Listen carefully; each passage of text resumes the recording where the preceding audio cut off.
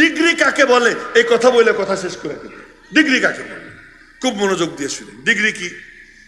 Degree হলো একে বলে, নবীজি হযরত আবু বকর সিদ্দিক রাদিয়াল্লাহু তাআলা আনহুকে নিয়ে সফর করতেছে। তো সফরের মধ্যে খিদে লাগছে, খুব মনোযোগ দিয়ে শুনেন। খিদে লাগছে, খিদে লাগছে, সত্যি কথা কইতেছি, আমারও খিদে লাগছে।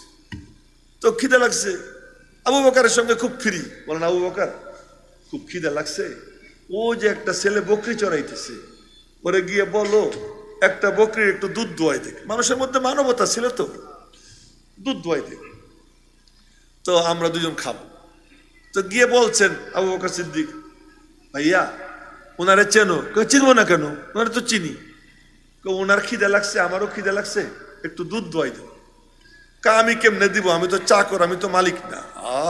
যাই কোথায়, আমি তো চাকর। সে কিন্তু কাফের, সে মুশরিক, কিন্তু সে বলছে কি আমি চাকর, আমি তো মালিক না, আমি কেমনে দুধ দিব? মালিক হলে দিবার পারতাম। এই কথা আবু বকর সিদ্দিক গিয়ে নবীজির কাছে বলছে। আল্লাহ পাক তার কলবের হাল দেখছেন। আচ্ছা, মুশরিক কিন্তু আমানতদার, কাফের কিন্তু মালিক না সে, এই জন্য সে একটু খেয়ানত করতেছে না। আল্লাহ পাকের রহমতে জোশ এসে গেছে, নবীজির উপরে আসর পড়ছে। নবীজি বলেন আবু বকর ওরে গিয়ে বলো যেই বকরির দুধ নাই, ওই বকরির থেকে যদি আমরা দুধ খাই ওর কোনো আপত্তি আছে না। তো আবু বকর সিদ্দিক গিয়ে বলছে, ভাইয়া তোমার যে বকরির দুধ নাই ওই বকরির থেকে যদি খাই তোমার কোনো আপত্তি আছে? তাতে কি আপত্তি, যে বকরির দুধ নাই সেখান থেকে আপনারা খাইলে খান। রহমতুল্লিল আলামিন তার রহমতের হাত যে বকরির দুধ নাই এমন একটা বকরির স্তনে লাগাইছে, লাগানোর সাথে সাথে আর দুধে ভরে গেছে। দুধ দহন করছেন, দুধ দহন করার পরে নিজে খাইলেন, আবু বকররে খাওয়াইলেন, বললেন বাবা এইটুক তুমি খাইও। সে হা করে এই দৃশ্য দেখতে দেখতে নিজের অজান্তেই বলে উঠছে, আশহাদু আল্লা ইলাহা ইল্লাল্লাহ ওয়া আশহাদু আন্না মুহাম্মাদার রাসূলুল্লাহ। কালেমা পড়ে মুসলমান হয়ে গেছে। মুসলমান হওয়ার পরে এখন আর রাখালগিরি করেনি, এখন তো মালিকের সাথে সম্পর্ক হয়ে গেছে। আইলে কায়ে তু জবাবে হর সওয়াল মুশকিল আজ তু হাল সওয়াদ বে কিল কাল। মালিকের সাথে সাক্ষাৎ হয়ে গেছে, এখন কয়ে ঘোড়ার ডিমে চাকরির দরকার নাই, নবীজির সহবতে যাই। নবীজির সঙ্গে গেছে, যাওয়ার পরে এরপরে নবীজি দেখলেন ওর ভিতরে সাংঘাতিক যোগ্যতা। নবীজি বললেন দূরে যাস না, আমার কাছেই থাকিস। তখন পর্দার আয়াত নাজিল হয় নাই। নবীজির ঘরে ঢুকে সমানে, যখনই ঢুকে অনুমতি চায়, আসসালামু আলাইকা ইয়া রাসূলুল্লাহ আদখুল, সালাম আপনার উপর হে আল্লাহর রাসূল, আসতে পারি? নবীজি বলেন আসো। এখন ডেলি 25 বার 30 বার ঘরে ঢুকে, 25-30 বার যদি অনুমতি লাগে। নবীজি বললেন কি, তোর আর নাম বলতেছি না, নাম পরে বলবো, নাম বললে আকর্ষণ নষ্ট হয়ে যাবে, নামটা পরে বল। তোর কোনো অনুমতি লাগবে না, তুই বিনা অনুমতিতে আমার ঘরে সমানে ঢুকবি।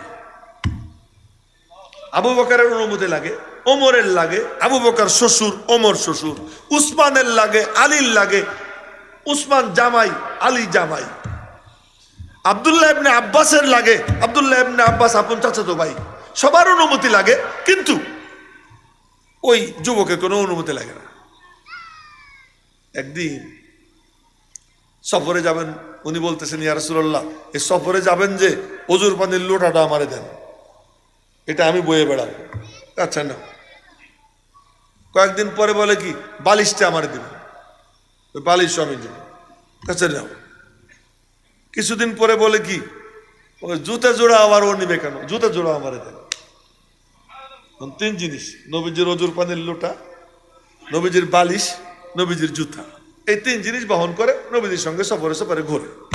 আচ্ছা এখন শোনেন মজার ব্যাপার, নবীজির সোহবতে থাকতে থাকতে নবীজির খেদমত করে, ছিলেন হ্যাংলা পাতলা লিখলিখে। মনে করেন ওনার রান হলো আমার এই জায়গার মতো, রান যদি এই জায়গার মতো হয় তাহলে এই জায়গাটা কেমন হবে তো বুঝিনি। প্লেন যখন উপরে ওঠে দেখতে মনে হয় এতটুকু, আসলে তার মধ্যে মানুষ হলো 100-150। কি ব্যাপার, উপরে উঠলে বড় জিনিস ছোট দেখা যায়। উনি এমনি চিকনা, নবীজি বলছেন আমার একখান মিশক ভেঙে দাও। উনি উঠছেন গাছে, উপরে উঠে বড় ডালে বইসা মিসওয়াকের উপযুক্ত ছোট ছোট ডাল ভাঙতেছে। সাহাবীরা নিচের থেকে দেখে কি দুই ঠ্যাং যে ঝুলতেছে, মনে হয় পাখির ঠ্যাং। তা সাহাবীরা হাইসে দিছে। তো নবীজি বললেন, তোমরা হাসলা কেন? আমরা হইলে কইতাম এমনি হাসছি। এই জন্য আল্লাহ আমাদেরকে ওই যুগে পাঠায় নাই, আমরা ওই যুগের উপযুক্ত ছিলাম না। किस्मत दी हर शख्स को कस्साम अज़ल ने, किस्मत दी हर शख्स को कस्साम अज़ल ने, जिस शख्स को जिस चीज का काबिल नजर आया। যে যার উপযুক্ত আল্লাহ তাকে তার কাছে পাঠায়। ওই সাহাবীরা নবীজির উপযুক্ত ছিলেন, এজন্য বাছাই করে আল্লাহ পাক তাদেরকে নবীজির কাছে পাঠাইছে। মনে রাখবেন এটা। এর উপরে আলোচনা অনেক লম্বা, অন্য কোনদিন সুযোগ হইলে এর উপরে আলোচনা করো যে এটা কি জিনিস। এখন পা ঝুলতেছে, উনরা হাইসে দিছে। নবীজি বললেন, হাসলা কেন? ওর ঠ্যাং দেখা। জানো ওর ঠ্যাঙ্গের ওজন কত? কত? কোর এক পা এক পাল্লায় রাখবা, আর উহুদ পাহাড় এক পাল্লায় রাখবা। উহুদ পাহাড় 8.5 মাইল লম্বা, চওড়া কত, উঁচু কত দেখে আইছেন। এত বিশাল পাহাড়, পুরো উহুদ পাহাড় এক পাল্লায় রাখবা, ওরে এক ঠ্যাং এক পাল্লায় রাখবা, ওরে এক পায়ের ওজন উহুদ পাহাড়ের তুলনায় বেশি হবে। এই লোক নবীদের সাথে সফর করেন।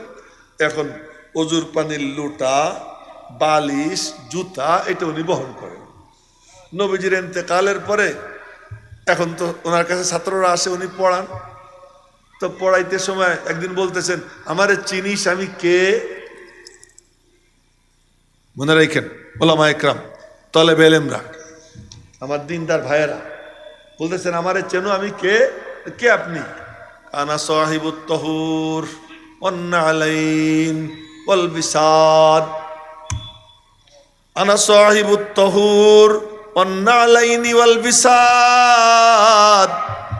আমার জীবনের ডিগ্রি 3টা। আমি নবীজির ওজুর পানির লোটা বহন করতাম, আমি নবীজির জুতা বহনকারী, আমি নবীজির বালিশ বহনকারী। আজ যদি কেউ বলতো ইয়াহিয়া মাহমুদ রে চেনেন নাকি? ইয়াহিয়া মাহমুদকে নূর হুসাইন কাসেমি সাহেবের হাতের মাইর খাইছে। ইয়াহিয়া মাহমুদকে, ইয়াহিয়া মাহমুদ নূর হুসাইন কাসেমি সাহেবের জুতা সোজা করছে।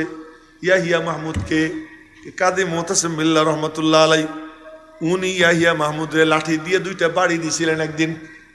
আমি জানি ওই বাড়িতে ইয়াহিয়া মাহমুদ দৌড় দিছিল, দৌড় দিয়ে ওই কোনায় বসেছিল। পরে আবার হুজুর এত আদর করছেন, ইয়াহিয়া মাহমুদরে নিজের মিম্বরে দিছেন। নিজের মিম্বরে দিয়ে বলছেন, ইয়াহিয়া মাহমুদ তুই বয়ান কর, খুতবা তুই দে। আমি খুতবা দিছি, মুসল্লিদের সামনে বলতেছেন, মাঝে মাঝে কুঞ্চির থেকে বাঁশের থেকে কুঞ্চি বড় হয়। আমার শাগরেদ হইতে পারে, কিন্তু আমার থেকে অনেক বড়। এই কথাটা হুজুর বলছেন। এই যদি কেউ বলতো ইয়াহিয়া মাহমুদের পরিচয়, এইটা হলো পরিচয়। মাওলানা আল্লামা শাইখুল হাদিস কোনো পরিচয় না। পরিচয় হলো এইটা যে কারি ইব্রাহিম সাহেব রহমতুল্লাহ আলাইহির জুতা সোজা করছে, মুবারক করিম সাহেবের জুতা সোজা করছে, আল্লামা আহমদ শফি রহমতুল্লাহ আলাইহি মাথায় হাত দিয়ে দোয়া করে দিয়েছেন। আজ যদি কেউ আমাকে বলতো, দাউদকান্দিতে যৌবনকালে আমি একবার ওয়াজ করতেছিলাম, ওয়াজে গেছি, প্রধান অতিথি আল্লামা আহমদ শফি সাহেব রহমতুল্লাহ আলাইহি, হজরত বাম দিকে, আমি হজরতের ডাইন পাশে বসা। আমি মাথাটা আগাই নিয়ে বললাম, হুজুর আমার একটু দোয়া করে দেন। হুজুর আমার মাথায় হাত দিয়ে দোয়া করে দিয়েছেন। ওই দৃশ্য যদি কেউ দেখে থাকতো, আর যদি আজকে বলতো ইয়াহিয়া মাহমুদ সেই লোক, হজরত আহমদ শফি সাহেব রহমতুল্লাহ আলাইহি যার মাথায় হাত দিয়ে দোয়া করে দিয়েছেন। আজকে দেখলাম আমার মোবাইলে, ফেসবুকে পাঠাইছে একজন, আমার হোয়াটসঅ্যাপে পাঠাইছে, ফেসবুকে পাইছে মনে হয়। গত বৃহস্পতিবারে সিলেটের কানাইঘাটে বয়ান করতেছিলাম, ওখানে এক বড় বুজুর্গ আছেন, মৌলানা মুহাম্মদ সাহেব লক্ষ্মীপুরী দামাত বারাকাতুহু, একেবারে হাড়ি পাইলার কালির মতো কালা ছিলেন। হঠাৎ করে শহীদ পড়ছে, একটু সাদা হয়েছে, আল্লাহর কাছে হাত উঠে দোয়া করছে, আল্লাহ হয় তুমি আমারে পুরা কালা বানাই দাও, নইলে পুরা সুন্দর বানাই দাও। আল্লাহ তাআলা ওনাকে একেবারে মাথার থেকে পা পর্যন্ত পুরা সুন্দর বানাইয়ে দিয়েছেন। তো উনি আমার পাশে ডাইন পাশে বসা, আমি ওনার বাম পাশে বসে বয়ান করতেছিলাম। বয়ান যখন শেষ হইল, শেষ হওয়ার পরে আমি আমার মাথার টুপি খুইলা মাথা আগাই দিছি, উনি আমার মাথায় হাত দিয়ে এরকম থাপাইতেছেন। এই যে আমার মোবাইলের মধ্যে আছে, আমি আপনাদেরকে দেখাইতে পারবো। ওইটা যদি কেউ বলতো যে লক্ষ্মীপুরী হুজুর ওনার মাথায় হাত দিয়ে দোয়া করে দিছেন, এইগুলোর নাম হলো ডিগ্রি। আল্লামা কোনো ডিগ্রি না, মুফতি কোনো ডিগ্রি না, শাইখুল হাদিস এটাও কোনো ডিগ্রি না। ডিগ্রি হলো আহলুল্লাহদের সোহবাত, এটা হলো ডিগ্রি। বুজুর্গদের দোয়া, এটা হলো ডিগ্রি। কে কার জুতা সোজা করছে, কে কার জুতা বহন করছে। এক মাওলানা গাজীপুরে আমাকে বলতেছে, হুজুর নুরুদ্দিন গওহরপুরি রহমতুল্লাহ আলাইহির থেকে আমি একটা বড় মজার জিনিস পাইছি। বলে কি পাইছেন? আমি হুজুরের সামনে গেছি, হুজুর লাঠি দিয়ে আমার মাথায় 2টা বাড়ি মারছেন, লাঠি দিয়ে মাথায় 2টা বাড়ি মারছেন। ওই মাওলানা গর্বের সাথে বলতেছে, এর নাম হলো ডিগ্রি, এর নাম হলো ডিগ্রি। আল্লামা কোনো ডিগ্রি না, শাইখুল হাদিস কোনো ডিগ্রি না, হাজারো আলেমের উস্তাদ, এটা কোনো ডিগ্রি না। ডিগ্রি হলো এইটা যে কোনো আল্লাহর ওলির সোহবত উঠেছে কিনা। হ্যাঁ, কেউ যদি বলতো ফেদায়ে মিল্লাত আসাদ মাদানী রহমতুল্লাহ আলাইহি তার জুতে ইয়াহিয়া মাহমুদ সুজা করছে, এইটা হলো ইয়াহিয়া মাহমুদের ডিগ্রি, এর নাম হলো ডিগ্রি। এই আল্লামা কাল্লামা এটা কোনো ডিগ্রি না, এগুলো এমনি খামাকা ফুলায়। আর এই ফুলানে যদি কেউ ফুলে যায়, তার মতো কপাল পোড়া আর কেউ নাই।